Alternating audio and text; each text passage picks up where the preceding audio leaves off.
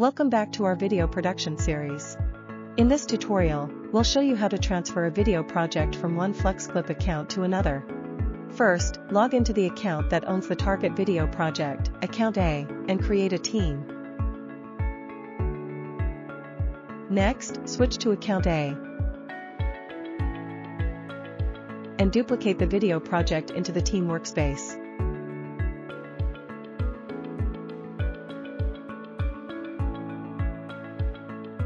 Then, switch to the team account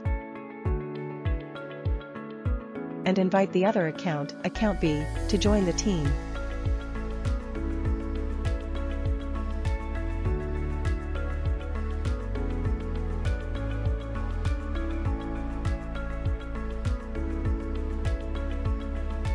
After that, duplicate the project from the team workspace into this account.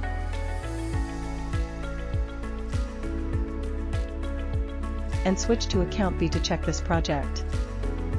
And that's it. Your video project has now been successfully transferred to another account. Thanks for watching, and stay tuned for more video production tips in our series.